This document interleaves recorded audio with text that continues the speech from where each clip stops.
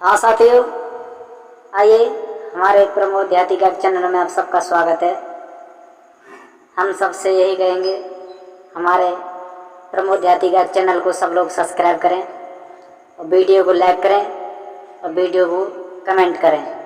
सब लोग ज़्यादा से ज़्यादा शेयर करें। राधे राधे, जय श्री राधे।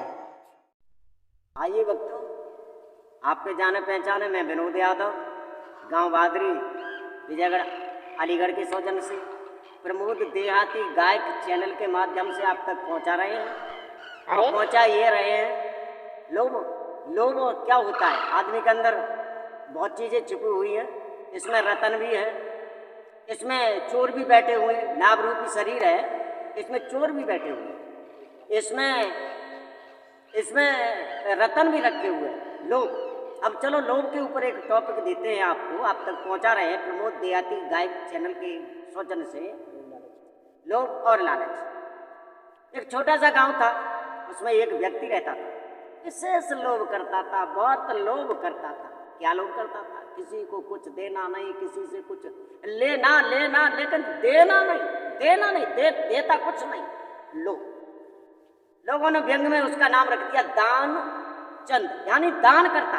दान करता को ये कहा जाता है दान चंद, दान सिंह। तो लोगों ने व्यंग में उसका नाम रख दिया दान चंद। एक दिन उनकी पत्नी, प्रमोद जरा ध्यान रखना, उनकी पत्नी ने कहा, धर्म पत्नी। भक्तों, पत्नी को धर्म क्यों लगाया जाता है? क्योंकि वो अग्नि की साक्षी, अग्नि देवता की साक्षी होकर के 7 भामरे पड़ती है। इस वजह से उसे धर्म पत्नी कहा जाता है। ब्राह्मण लोग बड़ा यज्ञ करते हैं, बड़ा विवाह पढ़ते हैं और टाइम लगाते हैं, तब लड़की लड़का का संयोग एक जगह पर बना देते हैं कि तुम इनके साथ रहो। इसलिए उन्हें धर्म पत्नी कहा जाता है। शास्त्र तो ऐसे कहते हैं कि धर्म पत्नी इसलिए रखा जाता है, धर्म पत्नी।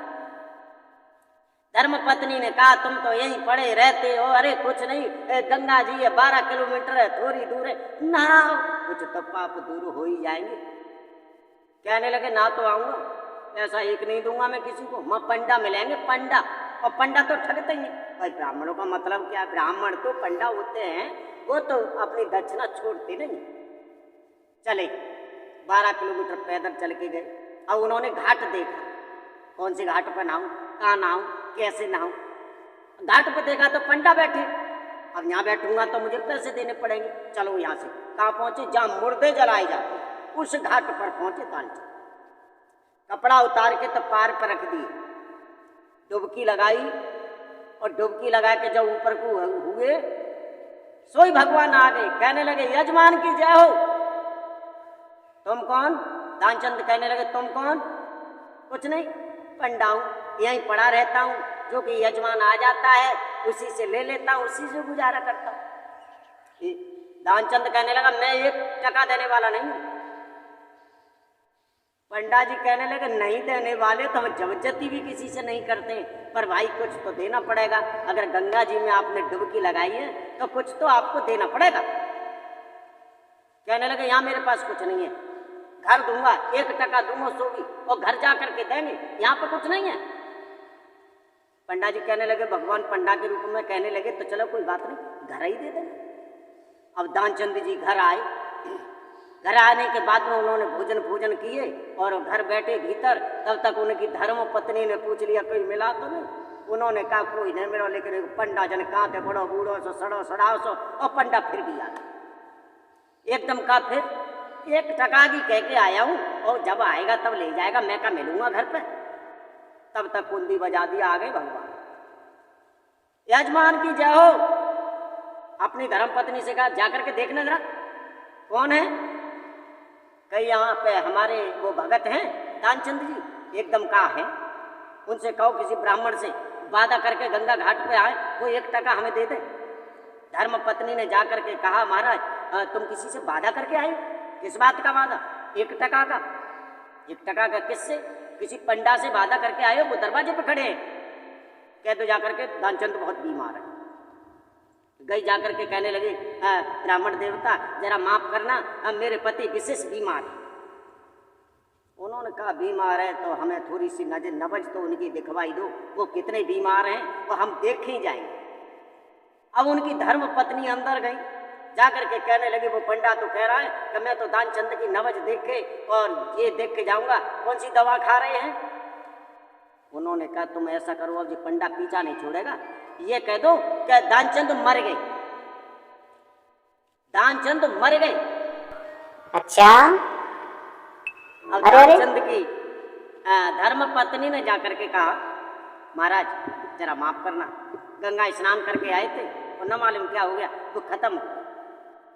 दानचंद की जब सुनी खबर उन्होंने, पंडा जी ने, कि मर गए, हमारा टका देने के खातिर व्यक्ति मरना चाहता है, चलो कोई बात नहीं, अब ऐसा करो, अब वो गांव के लोगों को तुम क्या बुलाओगे, उनकी धर्म पत्नी से पंडा जी ने कह दिया, गांव के लोगों को क्या बुलाती रहोगे, अब हमें तुम काटी फाटी बनाओ और हम ही मरघट में उनका 16वां संस्कार कर देते। धर्म पत्नी गई, कहने लगी पंडा जी तो अब जा बात पर राजी है कि तुम्हें जराए बुझाए के तब ही जा। अंदाजा लगाओ प्रमोद, जरा ध्यान रखना, ऐसे लोभी आदमी बहुत लोभी होता है, वो दान नहीं करना चाहता।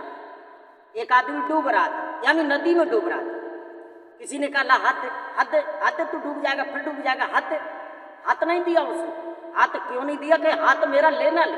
तो दूसरे ने कहा इसने कभी दान नहीं किया, इससे एक और ले, मेरा हाथ पकड़ मेरा। तो आदमी डूबने पे उतारू हो जाता, मरने पे उतारू हो जाता, लेकिन दान नहीं करना चाहता। और दान नहीं करोगे, शास्त्र इस बात को, हिंदू धर्म का शास्त्र इस बात को कहता है कि 10% दान करोगे तो 20% आप पैदा करोगे।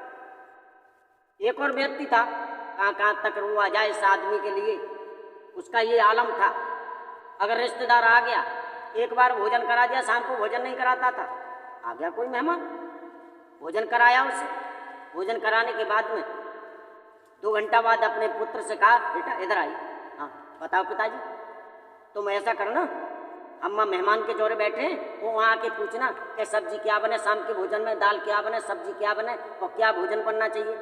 बस लड़का आया थोड़ी देर बाद, कहने लगा पिताश्री शाम के भोजन में क्या दाल बने, क्या सब्जी बने और क्या भोजन कैसे क्या बने। उन्होंने कहा तुम भाग रहे हो, अभी मेहमान के साथ तो हमने भोजन किया है, बार बार भोजन हम करेंगे कि हम का राक्षस हैं, मेहमान से पूछ लो क्या खाना चाहते हैं। अब मेहमान ने कहा आप भोजन क्या दाल सब्जी बना, अब मेहमान भोजन करे तो राक्षस। मेहमान ने कह दिया अब इच्छा नहीं है, पेट पे हाथ फिराते हुए, तो ऐसा भी होता है। अब पंडा जी ने कहा ऐसा करो, तुम किसी को बुला के मिलो और हम ही इनका अंतिम संस्कार कर देंगे।